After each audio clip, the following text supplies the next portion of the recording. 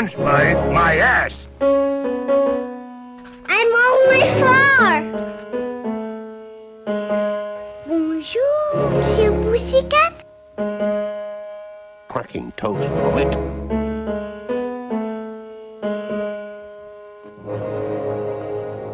Start spreading the news.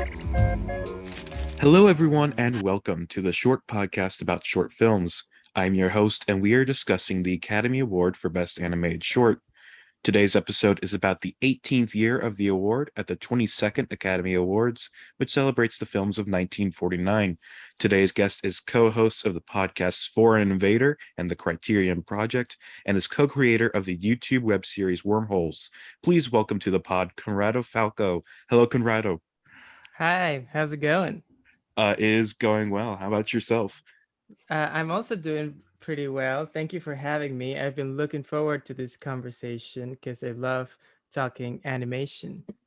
Yeah, it is a pleasure to have you. And I'll just say for the audience out there that you're my first guest that I didn't know before making this podcast. So it's like it's making a new friend. So it's like this is nice. Oh yeah, definitely. I'm very happy that we connected. I'm very happy to be here, and it's an honor to be the first, stranger, as it were, to be in the show. Oh yeah. So before we get into it, tell us, what is your familiarity with the Best Animated Short category? It's interesting because by the time I started watching the Oscars, and I think it's the case for most people nowadays, the animated short category definitely was one of the lesser ones, right? The shorts a lot of the time weren't available. Maybe there was the Disney or Pixar short in there that you had seen before Toy Story 2 or something, and that you would know. But most of the movies were kind of unknown to me, and it was a little bit unclear, especially before the internet really took off, how you could even watch them. But I loved animation, and I love animated shorts. And the more, when I started to get into the Oscars and do like some research about them and discover all the classic animated shorts that had been nominated or won, I started to care more about the category. And I discovered some really cool shorts through going through the archives, just like I did with regular, feature-length movies. Yeah, there's a lot of gems in the early history. It's just about finding them, and luckily we live in this modern age of the internet, so things become a lot easier to find. Yeah, that's for sure. All right. So let's get into these nominees then. This year has 5 in total. Our first nominee and the year's winner is For Scent-imental Reasons, directed by Chuck Jones. This is the 5th nomination for Edward Selzer and his second win, as well as the 13th overall nomination and second win for Warner Brothers. This is also the first and only nominations and wins for the stars of this short, Pepe Le Pew and Penelope Pussycat. Pepe Le Pew is a character with an interesting history. During his creation, Edward Selzer insisted, as he so often does, that nobody would think Pepe Le Pew was funny. This may sound like Selzer bemoaning his promotion of rape culture or whatever, but we've mentioned before how Selzer was just never really fond of cartoons or had any sense of humor, and this complaint was frequent among various cartoons. But Pepe Le Pew debuted in the short Adorable Kitty in 1945, and he became quite popular. Not reaching the heights of Bugs Bunny or anything, but he was definitely here to stay. So time goes on, and we end up in the modern day, where people begin to really look at Pepe Le Pew and question, what does this character really tell us? There's a debate about whether he promotes rape culture, pursuing women despite their clear distaste for him, or whether the shorts are instead mocking Pepe and clearly denouncing his actions. There's even some people who like Pepe himself and that his advances are charming. Whatever your view, Warner Brothers has decided they don't want to associate themselves with Le Pew and have tried to not reference him or include him in modern Looney Tunes projects, including removing him from Space Jam: A New Legacy. Meanwhile, I think we're all ignoring his real crimes, that of being French, which is unforgivable. Uh, Yeah. but let's get back to 1949 and discuss his Oscar-winning short. For Hmm. Sentimental Reasons starts with a perfume shop owner discovering that a skunk, Pepe Le Pew, has invaded his shop to smell the various perfumes. The owner then sends in Penelope Pussycat to lure him out, but Le Pew confuses her for another skunk and begins to woo her. Comedy ensues as Penelope tries to avoid his advances. Conrado, start us off. What did you think of this short? Well, first of all, I just want to piggyback off of what you were saying about the French, because I feel like this is really the funniest thing about the short for me is that it's making fun of the French, right? I think that that is the what it's really trying to do more than anything. Talk about like rape culture, or is it making fun of Pepe Le Pew or whatever. I think first and foremost, it's making fun of this idea of Frenchness that is very stereotypical. Um, in fact, uh, not to make this all about myself, but in Wormholes, which is the show that I co-created, I play a character named Gaspacho, who's kind of the super of the building. But in one episode, or in a couple episodes, I played his kind of like his evil twin, who is this French guy named Vichyssoise, who is like also kind of like a caricature of Frenchness, who speaks in gibberish French, kind of like the characters in this movie, in this short do.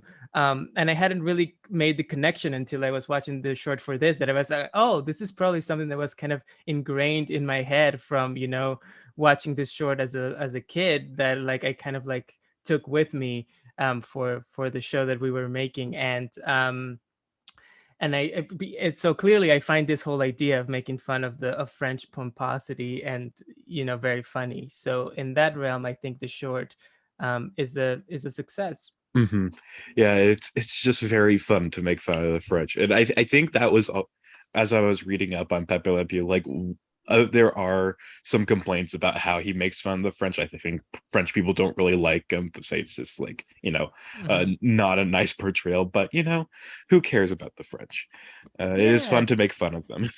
yeah, of course. Listen, I am not Mexican, but I am from South America, so I am Latino, and we grew up with Speedy Gonzalez, and it's problematic in some ways, but also I have a fondness for the character as well.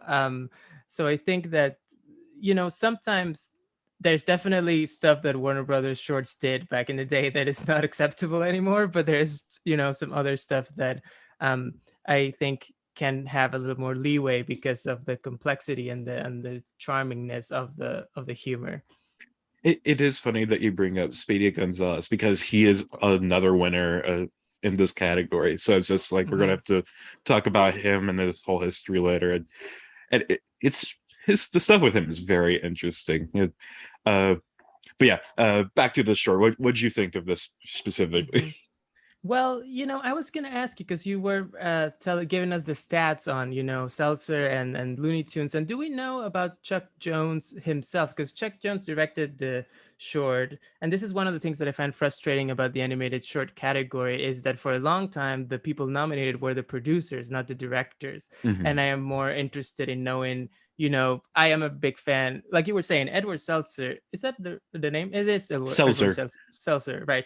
He didn't care about animation. He didn't do anything really that influential for these shorts. He was like the money guy, and that's it. Hmm. But Chuck Jones and Friz Freleng, who we'll talk about later, and all of the great Warner Brothers animators. These are the people that I admire and I want to know more about. And obviously, Chuck Jones is a legend. But I also think that anybody who is a Looney Tunes fanatic, kind of like myself, to be honest, probably wouldn't put For Sentimental Reason even in maybe the top 10 of Chuck Jones shorts. um and even then, there's even more there because he wins, or his short wins this year, and then the year after he really goes into a sort of like a golden period that is, I don't know, it's like maybe 6 or 7 years in which he's like knocking one masterpiece after another, like truly at least one masterpiece a year until like 1956 or 57. And I think none of those get nominated, so it's really interesting to go and look back, and also frustrating, honestly, to see what actually got nominated and what actually won. out of these, excellent crop of Looney Tunes cartoons. Yeah, it is very interesting, like especially with Warner Brothers. It's just like a lot of the shorts that end up getting nominated are not the ones that really end up popular. Like Mhm. with especially with like the Bugs Bunny cartoons, he only gets 3 nominations overall. His first short, A Wild Hair, and Mhm. then a year later, Hiawatha's Rabbit Hunt, which is, it's just a wild hair, except it's very racist. And Right. then we get Nighty Night Bugs, and that one ends up winning. And Mhm. it's just like I make you can make a case for Wild Hair, but those other two are not like considered like classic No. Bugs Bunny shorts. It's just like you don't have like What's Up or Doc or Rabbit of Seville or anything in there. Mhm. It's just like you gotta wonder like what was going on behind the scenes of like at the Mhm. academy or whatever. It's or maybe it's just like these shorts weren't as popular back when they first aired, but then later became more popular as like more people saw them and they got released on the collections and stuff. So it's That's a just possibility that I had thought about as well. That how much did these shorts grow in the collections and also on syndication and television, right? People growing up with them. Mhm, Um, but I was also thinking, I mean, obviously Bugs Bunny was a hugely popular cartoon character, exactly. especially through the 40s. I wonder if a lot of it or some of it has to do with wanting to reward the creation of new characters. Because this wins, and I'm sure in the last episode you probably already talked about. I think the Sylvester and Tweety short won the year before, or maybe a couple 2 years years. before, 2 years ago. Yeah, and that's also their introduction as characters. Yeah. So maybe there's something there. At the same time, then you have like Tom and Jerry Yeah. winning every year. So like I don't know, it maybe. this category is full of contradictions. Yeah, that's for sure.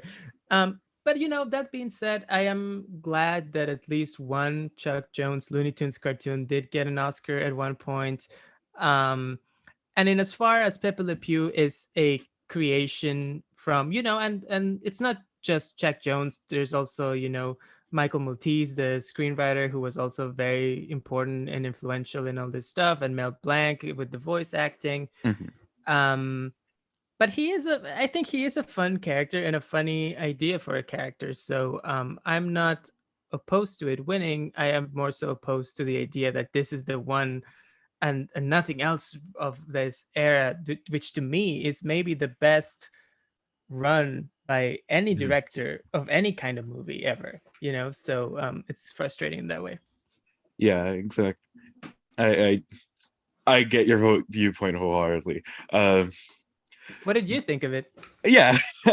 um, so I actually like this. Like when I first watched these shorts, it's like I wasn't really a fan of this one, but I found myself really kind of enjoying it. Like just thinking about like so like I'm in terms of like the whole debate about Pepe Le Pew, I think I do believe that it is just like kind of making fun of him, or that what it's doing is kind of the same big guy little guy dynamic, whereas it's kind of a Tom and Jerry thing going on where Pepe Le Pew is trying to get at Penelope Pussycat, Hmm. but it's just taking a different form, and so it's just like we are supposed to be rooting for Penelope Pussycat, we're supposed to root for Pepe Le Pew's downfall, and the Hmm. and then also just kind of the different ways. Like Pepe Le Pew is such a well animated character. Like I love the way he Hmm. like jumps after her as Yeah. she runs away and stuff.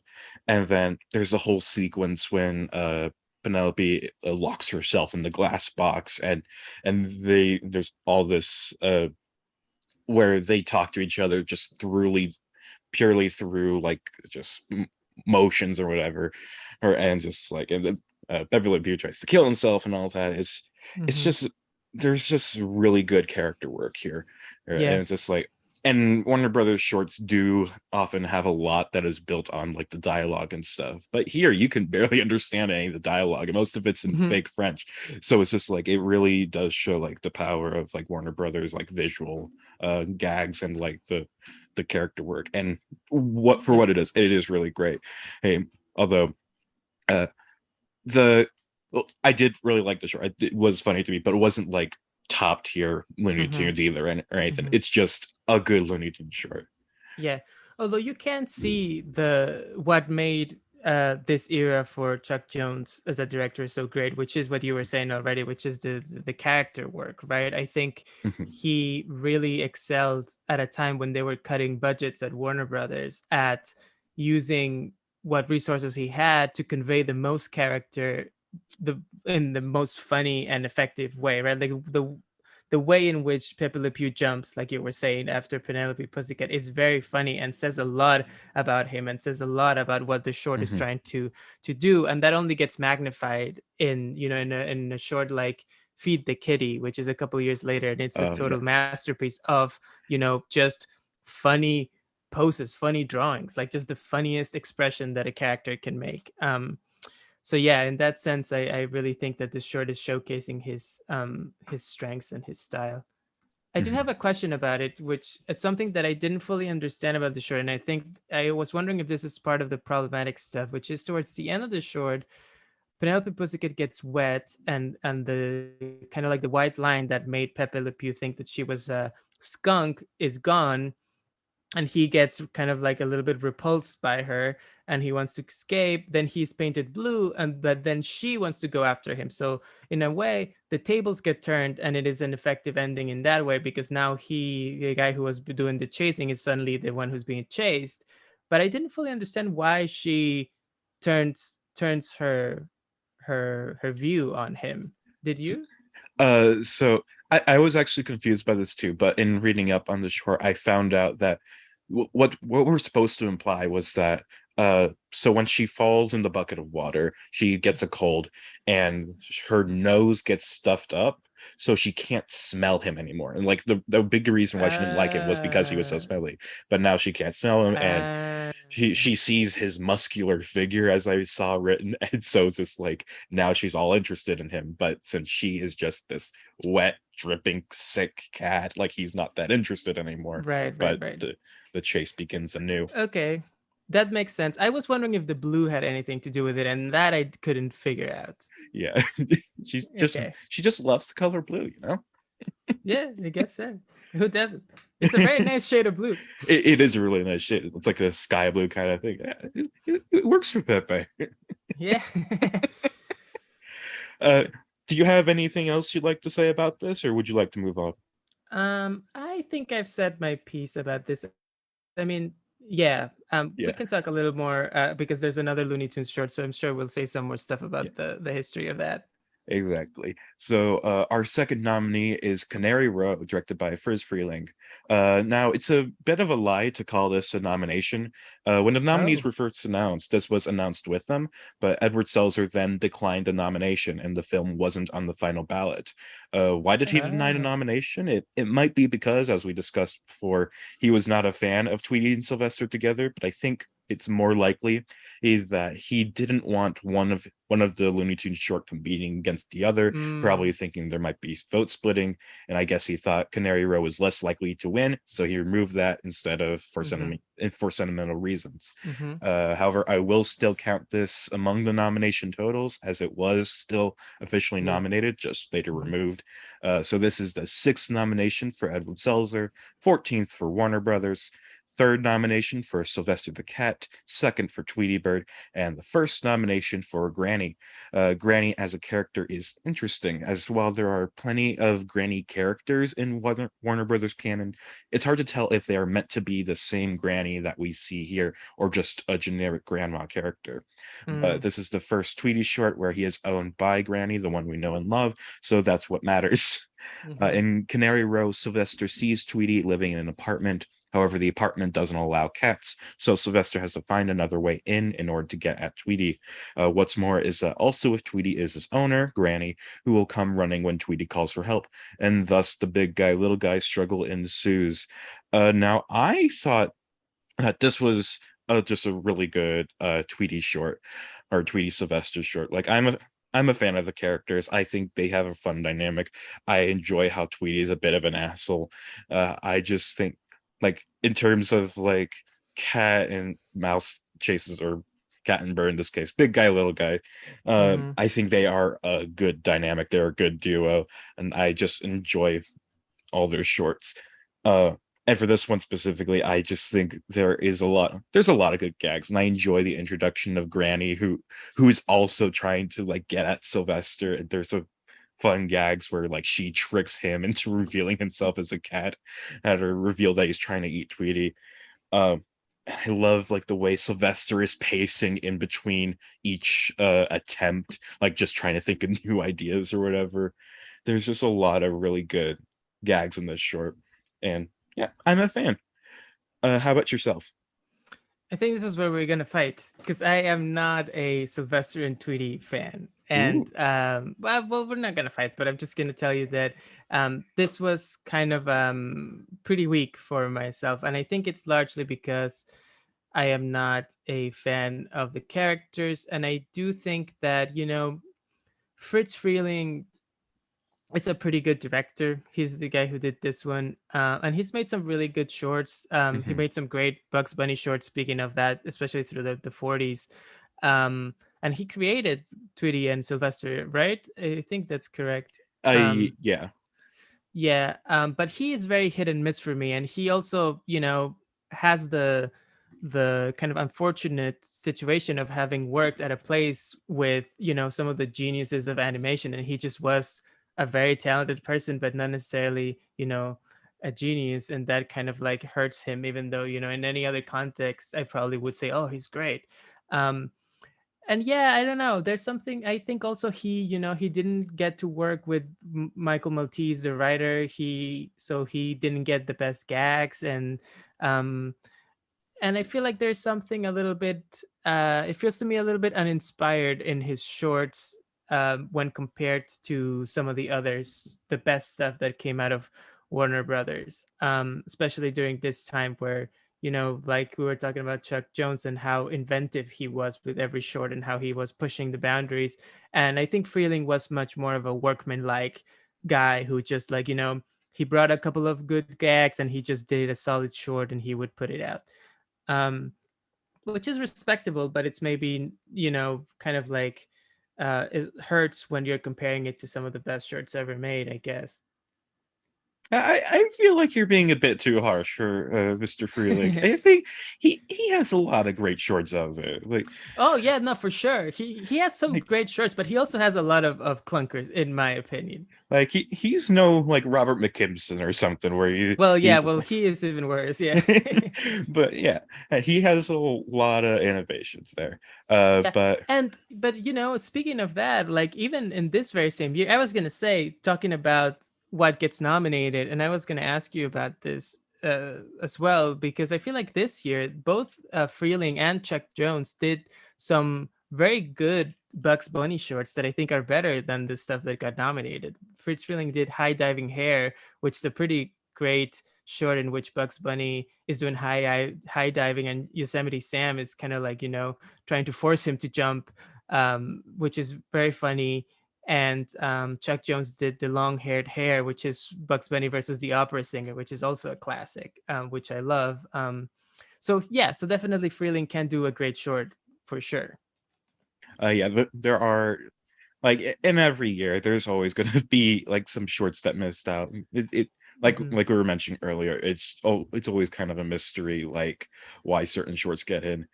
But Yeah, and that's what I was gonna ask you, like, because I have no idea. Was because sometimes, like today, we hear about like studios pushing certain shorts or submitting certain shorts, and I would always wondered back in the day, like, this is just what the people in the academy remembered what shorts came out and just like decided to pick this, or where's Warner Brothers trying to push a certain short or a certain character? I wondered about that. so I the process kind of changes every year. Like it's hard to say like a Mm, consistent thing, but it's like the studios I think did in particular pick a couple shorts to like really push. And mm-hmm. there were like short lists back then that the Academy members would then watch and pick a few to be actually nominated. And so I think it's just it's hard to say. There isn't that Mm-hmm. much there isn't even that much documentation that we could Right. really look at, especially for this category. Yeah. They didn't really care that much about the short category. Like, they don't care that much about them now. They cared even less about them then. It is Hmm. it gets frustrating sometimes. uh Right. but yeah, I think it was like a studio, like the studios would pick a few shorts that they would preferred were nominated. Mm-hmm. Yeah. Well, let me say something nice about Canary Row, which I do think that it's not a bad short. I just think it's kind of like, middle of the road. The thing that carried me through it, that you were already talking about, is the character of Granny, which Mhm. I think, makes its debut in her, final form, so to say, in this short. And I really enjoyed that she was so kind of bloodthirsty against Sylvester. It was not just that she was, a lot of the time the Granny character is just like, you know, an incidental character who like witnesses some of the goings-ons of the cat and mouse or cat and bird shenanigans. But in this short, she takes a very hardcore stance on punishing him and hitting him over the head over and over again, which I kind of really appreciate, especially when she hides in her cage Yes. to just fool him. That really got to me. That was pretty good. Yeah, that was my favorite gag too. Just uh but yeah, it is interesting comparing this to the previous short, the one that won Tweety Pie, because in that one, so Sylvester and Tweety have an owner together, and every Hmm. time Sylvester tries to eat Tweety, the owner would come down and just smack him with a broom over and over Right. again. And like this is kind of an evolution of that, where she like kind of enjoys like hitting the cat, even if it's not. Well, Sylvester's always trying to eat Tweety, but I feel like even Hmm. if he wasn't, she would still enjoy beating up Sylvester, because Sylvester's just Yeah, so fun to beat up. Uh, but yeah, he it's is. Granny's really fun, and I know though you don't care that much for Tweety or Sylvester, I still really love them. I will say this. I historically have cared very little for Tweety and Sylvester shorts. I find the characters kind of cool in their own way, but I never felt like they were being, um, you know, I always felt like their shorts weren't the best. They weren't pushed to the extremes. But in the recent years on HBO Max, there's been this new crop of Looney Tunes shorts Mhm. called, I think they're called Looney Tunes cartoons or something like that. And those Sylvester and Tweety shorts, I think, are really, really good. I think they are like kind of maybe the best Sylvester and Tweety shorts, in my opinion, because I've never been a huge fan of the characters, but they are pushing them into pretty surreal and extreme places where the punishment of Sylvester gets kind of more ridiculous, and the yeah and that kind of like underlying sadist element of these shorts really is put to the forefront in a way that finally made them kind of click for me. Mhm. I've been really meaning to check those new shorts out, but I haven't had the chance yet. Uh, Hmm. But yeah, They're very good. I've heard nothing but good things. Yeah. uh, I do have a question for you though. So while Sylvester and Tweety are like the famous pairing, Sylvester does have a pretty wide career outside of Tweety. So do you Hmm. prefer some of those other Sylvester shorts, or is it just like you don't like him um as a whole? what Well, I think he's all right. I think I do think that his pairing with Tweety is actually probably his best pairing. Okay. But he does the Speedy Gonzalez shorts, and this Birds Anonymous is all right, but I always feel like there could have been done more, could have been done with him. He's not in my pantheon of Looney Tunes characters, that's for sure. Okay. I was just curious. Yeah. All right, so I think that's a good place to move on to our third nominee, which is Hatch Up Your Troubles, directed by William Hanna and Joseph Barbera. This is the 12th nomination for producer Fred Quimby and the 9th nomination for Tom and Jerry. The short starts with an egg falling out of its nest into Jerry's mouse hole. When the egg hatches, the baby woodpecker inside views Jerry as its mom. Jerry tries to get rid of it at first, but once it makes an enemy of Tom the cat, they team up to fight off the cat. Conrado, what did you think of Hatch Up Your Troubles? Hatch Up Your Troubles. Hannah and Barbera, the guys behind Tom and Jerry, feel also a little bit to me like the Friz Freleng's to Tex Avery's Really? Chuck Jones working at MGM. Like I think that Tex Avery shorts at MGM. I think at this point was he still at the studio? I don't even know. I think Tex Um, Avery kind of moved on. Like I'm yeah, not he sure moved where he on. was at this point. Yeah, but at the early 40s, he was at the studio at the same time as these guys were doing the Tom and Jerry shorts, and his shorts I think boundary pushing, whereas these are very solid, cat and mouse, for like a better, more inventive term, shorts. And I thought this was all right. It's like a good Tom and Jerry cartoon, all things considered. It introduces this woodpecker character who is, kind of like an interesting third person to be around. He's cute. His relationship with Jerry is kind of cute. And there are some pretty funny gags in this as well. I did get a good chuckle out of the moment when the woodpecker's final plan involves him doing a lot of very complex math, which I thought was funny. And that kind of thing. Classic Tom and Jerry short. I think they are, for the most part, pretty good. Very few of them, I would say, are excellent, but they were incredibly popular. So I did just look it up. Tex Avery was still at MGM. He was pretty much doing all the non-Tom and Jerry shorts, just leaving those to Right. Hanna-Barbera. He was probably in his screwy squirrel era, which is his most alienating and most it's weird. Yeah, also Droopy was Droopy, yeah. Yeah. But yeah, I don't appreciate how you're ragging on all these directors. Like part of the show is to like spread the love a bit. Yeah, you're right. You're right. I'm being too negative. There's a lot of great work being done by all of these people. All of these shorts are good. But I do have to say, these directors that are nominated this year, and this crop, they're all good directors. Sometimes great. I do think that this compilation of shorts is not their best work. Like it's just kind of like an interesting year in which a lot of great people are nominated. I would say all of the directors are actually great that got nominated this year, but I don't know if any of these shorts would I say is one of their best necessarily. Yeah, I can agree with that much. Like this short, like this year has a lot of good shorts, but it's just like these aren't like the highlights of their either their year or like their director's filmographies. But anyway, back to Hatch Up Your Troubles. So I did enjoy this short. Like I kind of agree with you on this one. It's like it's a solid Tom and Jerry short, but it's also nothing all that special. Like you can kind of feel the formula starting to run dry. Maybe Hanna-Barbera are kind of running out of ideas at this point. Like this feels very similar to the little orphan from last year, which is the one that introduces Nibbles, or doesn't introduce him, but it's an early Nibbles short. Nibbles is the other little mouse, right? Yeah, the one that loves to eat. Right. Yeah, little baby and whatever. But yeah, there's a very similar, because it's like this creature comes in and Jerry doesn't really know what to do with it, and it starts making trouble on its own. It pisses off Tom, so they have to fight off Tom together.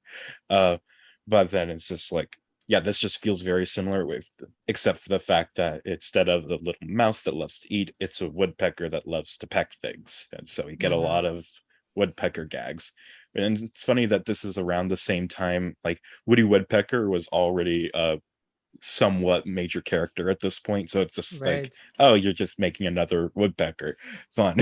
It's just like, but then again, the Woody Woodpecker shorts have a lot less ingenuity than Tom and Jerry does, so I feel like maybe with this one short they have more good gags than Woody Woodpecker does in his entire career. Wow, now you're being the harsh one. Yeah, but I feel like I'm justified. Walter Lantz is not not exactly a highlight. And yeah, we had to watch a few Woody Woodpecker shorts on this podcast already, and it's just not a fan. But yeah, this is a very standard. It's an all right Tom and Jerry short, but it's nothing that I find myself remembering down the line.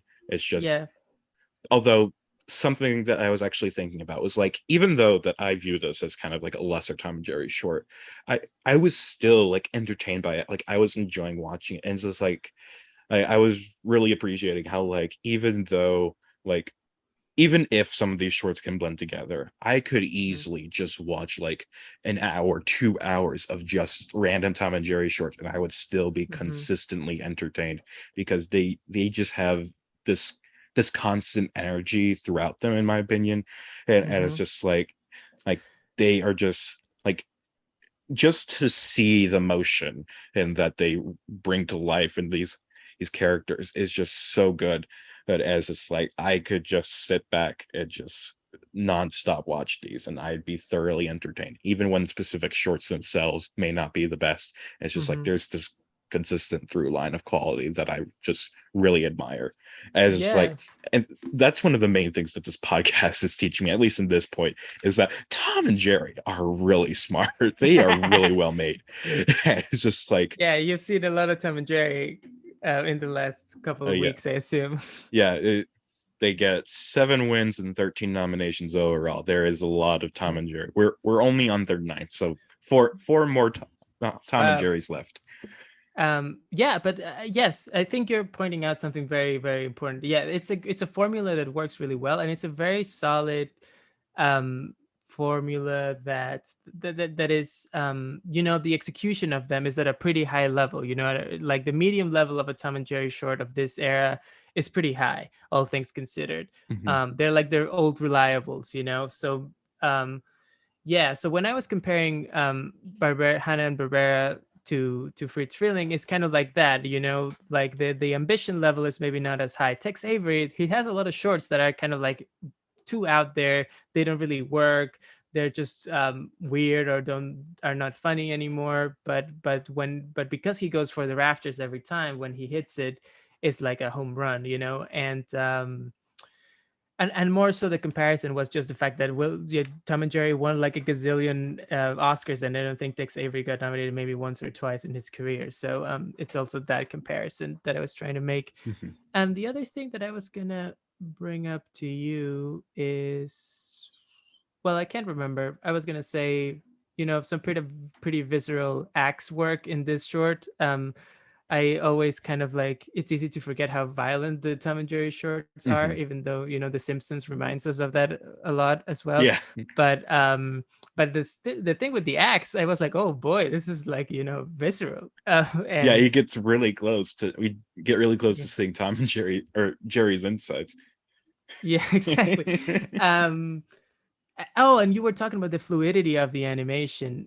I mean, this is one of the reasons why I was excited for you to pick 1949 as a year, is because it does feel like a bit of a turning point.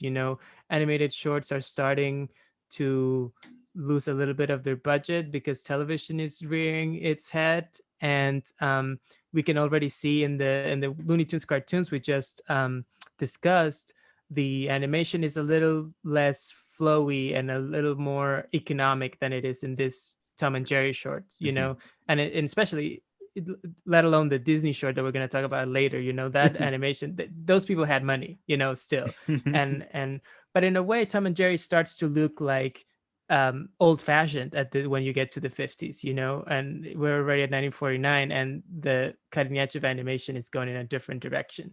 Yeah, and it's like something I've mentioned on previous episodes is that like, and comparing it to like the Tweety and Sylvester short, it's like they're like very segmented. It's just like you get a gag and then you get like a little break and then a gag, and it's just like there's not a kind of through line between them. But with the Tom and Jerry shorts, they're always just very fluid. It's just like you don't really notice like when one gag ends and another one begins. It just keeps moving, and that is part of why I think that Tom and Jerry was so popular and why they were nominated so many times, why they won so many Oscars. And it's like because they just know how to keep the short moving, how to really make the use of their time, and that is why they were so popular. It's because they just know how to make a good short. Yeah. I also do wonder if there's a little bit of that MGM power going, because they were the big studio with all the stars, with the most people working for them. And you hear some stories about those early Oscar years. Although I wonder if by the 40s maybe that is not as much the case anymore, but that a lot of MGM pushing stuff of theirs to win. Oh yeah, like in the 1930s, it was like for Oscars as a whole, like it was all Mhm. MGM all the time. Like I think they won like 50% Right. of their nominations, and so it Yeah. was just like, uh, but at that time that wasn't the case in animated short. That was all Disney. Yeah, exactly. Uh, Well, yeah, because he was the MGM of animation, yeah, um, until MGM, I guess, got into the game and Disney started to make more features and other stuff. yeah. Um, but yeah, at this time, I think it was more just kind of like, people just really love Tom and Jerry, so they gave Tom and Jerry a bunch. Yeah, it feels kind of like one of those things that happens at the Emmys, right? When the people really love, like, I don't know, The Daily Show or something, and it wins year after year. Yeah, Tom and Jerry are the Julia Louis Dreyfus of Yeah, their exactly. time. Yeah. Any final thoughts in this short? Um, I don't think so. I think we covered most of it. Pretty solid short. Like I Yeah. said, I think most all the shorts we're talking about today are pretty solid. Mhm. Yeah, it's It, funny how we're like, oh, they're not really all that special, but they're also just pretty solid. Yeah, I mean, you really get at it with especially with Tom and Jerry and Looney Tunes, how you can just watch them again and again. They work really well, and these are professionals, some of the best animators ever working in an environment where they can do great animation. So even Mhm, their not so great stuff is pretty great. exactly. So now we'll move on to our fourth nominee, which is The Magic Fluke, directed by John Hubley. This is the second nomination for Stephen Bosastow and UPA, as well as for the characters of Fox and Crow after last year's Robin Hoodlum. I also want to make a correction, as I've mentioned John Hubley's name multiple times in this podcast, and will mention it many times more, but I mispronounced it as Hubley. I've loved him for years, but only just now learned how to pronounce his name. I am a fake fan. Also, this short is the third Oscar nominee to feature a rendition of Franz Liszt's Hungarian Rhapsody No. 2, previously featured in Rhapsody and Rivets, the Cacciato, and also that the famous controversy between Cacciato and Rhapsody Rabbit. Both of those featured Hungarian Rhapsody. And also, it's the song in the intro of this podcast. Anyway, The Magic Fluke tells the story of a band leader, Fox, and his drummer, Crow. Fox gets offered the chance to become a symphony conductor, and he forgets and abandons Crow to do so, though Crow still maintains a respect for him. One night, Fox is left without a baton, so Crow gets a magician's wand for Fox to use. This leads to some magical mishaps. Now, when I first watched this short, like back when I was first going through the nominees, I didn't really I thought this was a fine short, like better than Robin Hoodlum from last year, but nothing special. But this time, I just found myself really loving this. I maybe it's just because I'm watching all these just straight gag shorts, like just meant to be comedy. But Mm-hmm. this short has a lot more of a plot to it, like really tries to build its characters, and that's a lot that John Hubley and UPA were trying to do, like that they wanted to try and be different from the standard animation fare, try and be more story, be more characters. And it's just and I really appreciate that in this short. And they're of course going to go on to some bigger, better things later on. And this is just the early period. But Mm-hmm. even then, I still find a lot to love about this short. And it's like you also get some of the hints of the eventual UPA style. And Mm-hmm. I just think even though it's definitely meant to be like a bit like lower budget, like more Mm-hmm. stylistic and not trying to be like these lush environments, I still really enjoy like the styling of this short. Or it's just, I found a lot to really love about this. I just really, and also when we finally get to the gag portion, let's call it, where Fox has the wand and does all these magic things, I think it works really well, especially with the music Mm-hmm. going on. It's like, I think this is just a really great short that I really love. And I'm glad that I got to rewatch it and really appreciate it for what it is. How about you, Conrado? Yeah, I had a similar experience. I have very little experience with the characters of Fox and Crow. This is the first short of theirs that I've seen, actually, being completely honest. Although I am familiar with UPA Mhm. animation as a whole. They're kind of like their classics, like Gerald McBoing Boing and that sort of thing, and also some of the Mr. Magoo shorts as well. So I know where they go and the kind of heights that they reach later on. So this definitely feels like on the way there. It's not quite as stylistically, Mhm. radical as some of those shorts will get. And then very soon after this, I think they get to that, right? I think Gerald Yeah, McBoing Boing that's is like the the next year very or next something. year. Well, there you go. So they're almost there, and you can tell, and it's cool and it's fun, and it's actually was pretty cool for me to see kind of like a hybrid version. The when I was talking about the transitional period, the turning point of 1949 between the character gags based work and the more aesthetic concept driven shorts that they would do later, and this is right in the middle. And I agree with you. I think it's like a very well executed marriage of the two styles, and I really enjoyed it. I think this might be actually my favorite of the shorts that I watched for this. Don't spoil the rank yet. Okay, I said it might. It's not for sure. And I really mean that, actually. I'm not sure which one is my favorite, but this is definitely one that I really really enjoyed. And yeah, I basically agree with everything you're saying. Talk about character poses and limited animation, doing the most with as little movement as possible, and just making the poses so specific and so cartoony that they just convey so much so quickly. And a lot of cool gags that don't call that much attention to them. I mean, they kind of do, but in a very elegant way, which really, conveys that idea that UPA was kind of like the cool animation house of its day, the Mhm. A24 of its time, so to speak.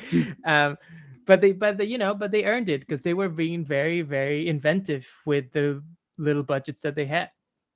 Yeah, it's like I mentioned this on the last episode when we talked about Rodman Hoodlum, but it's just like in this period for UPA, they were like just hired by Columbia, and this was kind of a trial period for them for whether Columbia was happy with their output. So they Hmm. were they were trying to mesh with like the standard style, but also still like put in some of their own kind of flair into it. So that's why we get that kind of mashing of the two.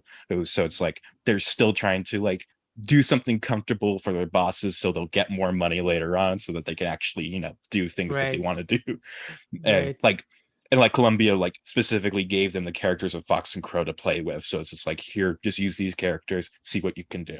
And so So those and characters existed from before. yeah, they were Columbia mainstays. Is Ah, but Columbia doesn't have that many notable characters, so it's well, like, yeah. yeah.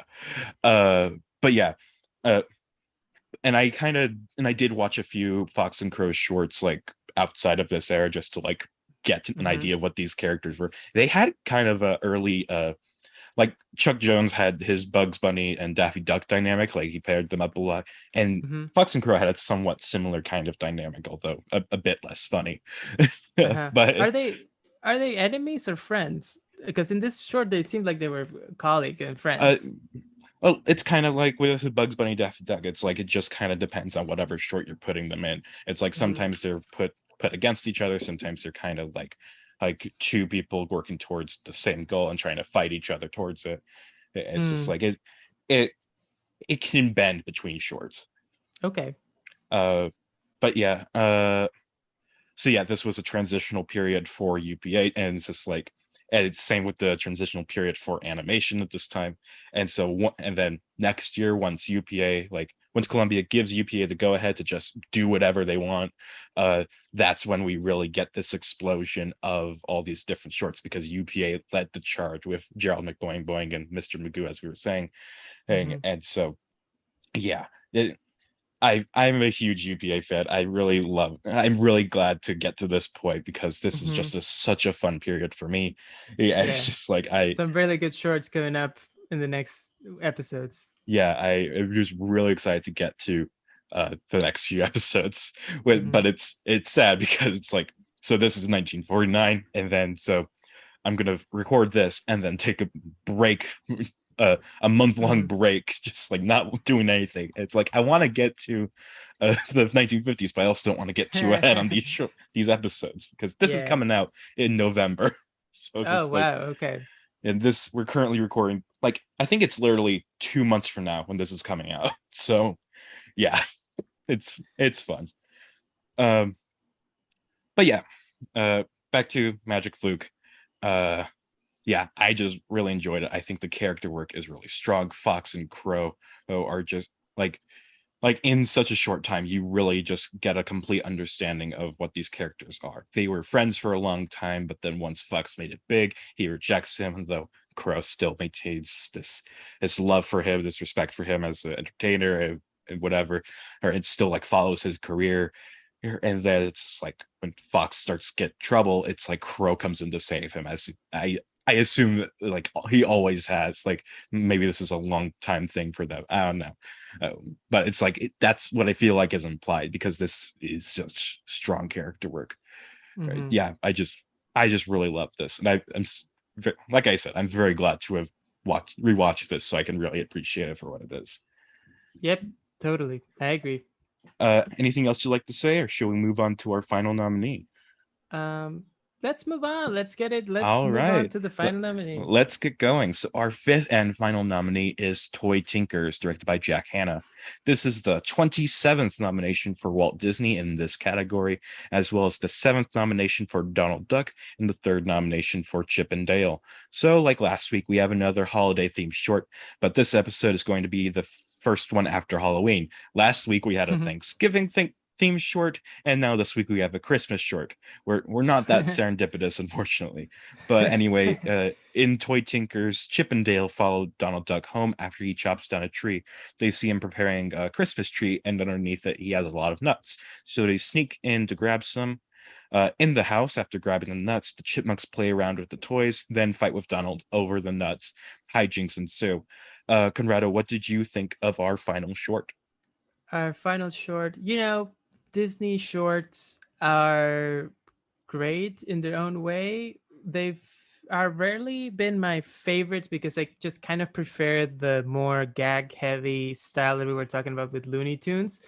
That being said, I was surprised a little bit to see how, in its own way, violent this short was, with like a lot of guns going on and war declared between Donald Duck and Chip and Dale. So that was interesting. And obviously, the animation, the money is there, and the fluidity of animation is there. The character animation is on point. Jack Hanna, and also a great director who, he seems to me like maybe he was kind of a little bit stuck in shorts at Disney. He never really got to work on the features or anything like that, but he did a lot of really solid shorts. And obviously the 40s are not quite like the 30s with Disney. I mean, I don't have to tell you that, and the people who have listened to the previous episodes, like the 30s really Disney dominating with like, undeniable shorts that are some of the most influential ever, right? And in the 40s it's more like character gag stuff that it's pretty solid. So I think this was a solid short. Again, like I've been saying about most of the shorts we've talked about, pretty good, maybe not great, definitely not a masterpiece, but it gets the job done.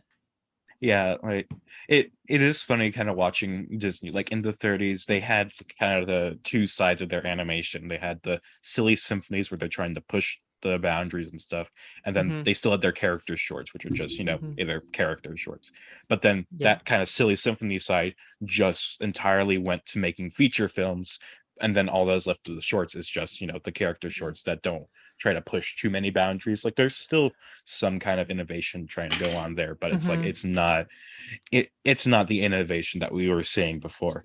So yeah, but I think even the character shorts kind of changed character a lot between the 30s and the 40s. Some of those Mickey, Donald, and Goofy shorts of the 30s are really inventive in their kind of like wacky gags, and there's kind of like there's element of discovering what is possible in animation, even in those, of making funny things happen, developing the characters of Goofy and Donald into what they're Mhm. gonna be, which by the 40s it kind of has settled, and it has become much Yeah. more of the familiar, what you were saying, big guy versus little guy dynamics. You have Pluto and you have Donald Duck, and we're gonna bring some, little creatures to mess with them. Yeah.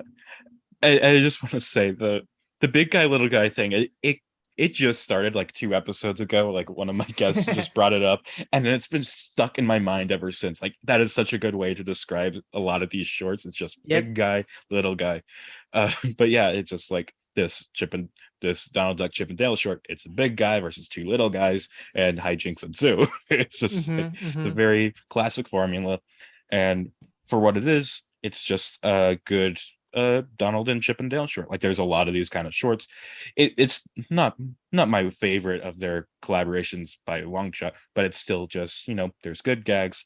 All I love Donald Duck. I love Chip and Dale. They're great characters. They have some good moments here.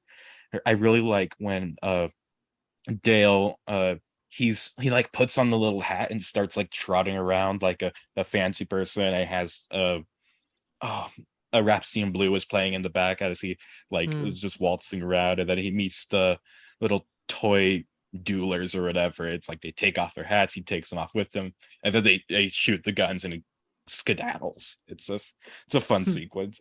And it's just like it shows like the personalities of these characters and stuff. It's just like I tend to be more of a fan of like letting the characters themselves shine rather than like particular gags and stuff. Like that's I feel like that's been obvious if you've been listening for these episodes. But yeah, it's just like when the characters shine, they really shine. It's like and even when the gags are funny, they can be really funny.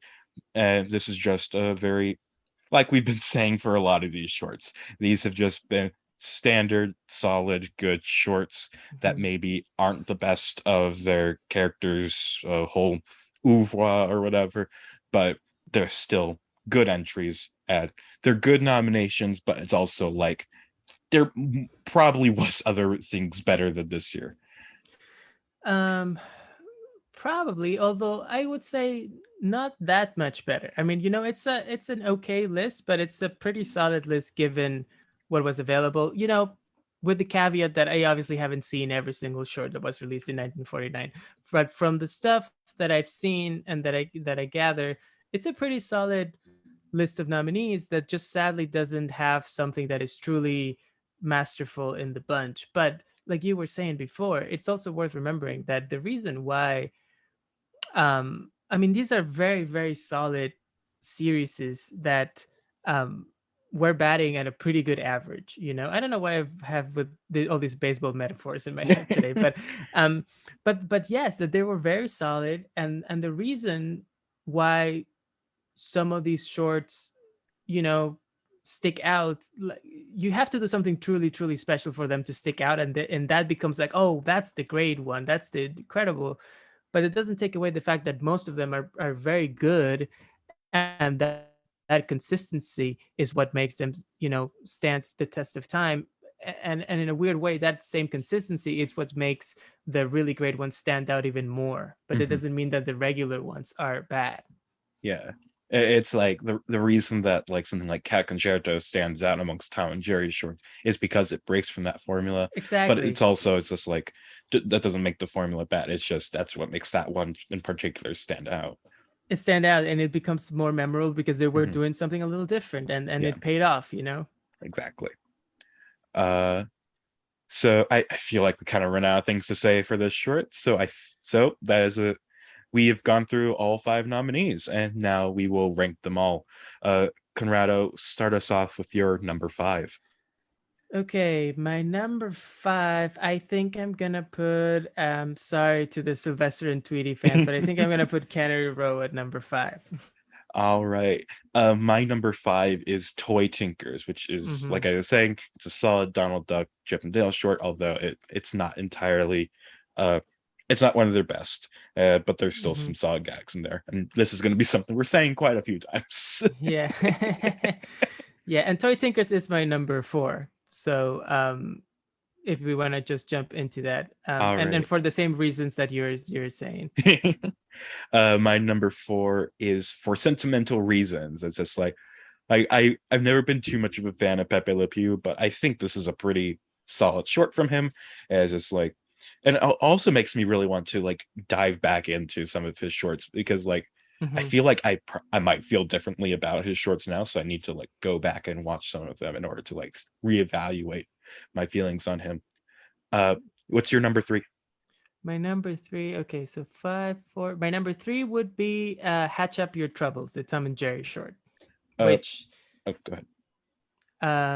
yeah, which I again pretty solid, some memorable moments, but pretty like straight down the middle pitch from our friends Tom and Jerry.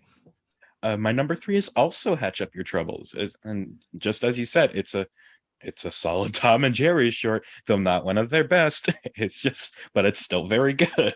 Hmm. Number 2. My number 2 is for sentimental reasons. I'm gonna land number 2 for that one. I do find just maybe it's just a personal thing. I do find the just a mere idea of Pepe Le Pew such a funny um I don't know, it's such a niche idea that so I kind of tickles me that it became such a memorable character somehow, just this weird making fun of the French skunk sort of Mhm. situation. So I appreciate him for that. I do love Chuck Jones as a director, and I think he does solid work here, and just knowing that some of his best shorts weren't celebrated in the same way really gives me, I have a soft spot for this short because of that. Mhm. My number 2 is Canary Row. It's like Mhm. I'm repeating myself, but Mhm. it's a solid Sylvester and Tweety short. Maybe not their best work, but it's also just very fun. Lots of good gags, and Mhm. with Granny now involved, it just really it becomes a lot of fun. Mhm. And your number 1, which is also my number 1, Yeah, we have the is same number 1, the Magic Fluke. the Magic Fluke. Unexpected, the underdog. I was not expecting this one to make to the top of my list when you first sent me the list of nominees, but magic things happen in Yeah, Hollywood. yeah. It's just like it speaks to the how good like UPA is, how good John Hubley is. It's just like to that even just this little nothing short that probably was barely got the nomination in the first place. Is just like Mhm. it it can still wow us even to this day. It's Mhm. just like good job, really good job, Yeah, really great yeah, short. yeah, yeah, for sure. And you can really put yourself in the position of people at the time, because it really stands out when you watch them all in a row. When Mhm. I was watching the shorts and I watched them all in one sitting, and just the UPA style, the music is different because it's all this jazz stuff at the beginning, especially. And it feels the designs are so different, the style is different, and you are kind of like, oh, what is this? It's different from what we're used to, it's different from what we've been watching, and that really helps a lot. It's just thank you to UPA for really shaking things up in the industry at this time. Hmm. We're forever grateful. Uh, all right. So before we end our show, are there any final thoughts you'd like to share, Conrado, or anything you'd like to promote? Yeah, I want to do all of those things. First of Okay. all, thank you for having me. I had a great time. I love talking animation. I would love to come again. Maybe I'm gonna see if I can find a year that is really excellent, so that I don't have to be quite as grumpy negative as I was for some of these shorts. But I would love to come back. I love the podcast. I think you're doing great work. And yes, when you say that you want to, um, celebrate animation and put it out there, I completely agree with that sentiment. I love these animated shorts from decades past, especially, and I would love for more people to watch them and catch up with them if they haven't seen them since they were kids or they've never seen them. It's a lot of great stuff to be discovered there. As far as promoting stuff, I guess. Like I mentioned before, I made a web series called Wormholes, which has 2 seasons available on YouTube. If you search Wormholes the series, it is a comedy sci-fi show about a couple of roommates who live in an apartment with a interdimensional wormhole in the closet, and hijinks ensue.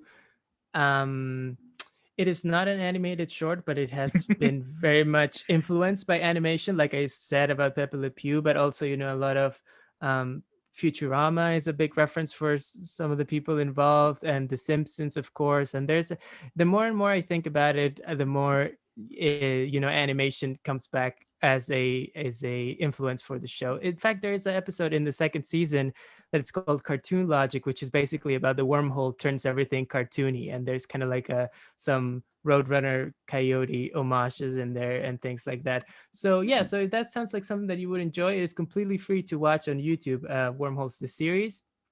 And I also co-host a podcast which is called the Criterion Project, where we talk about movies in the Criterion channel or collection.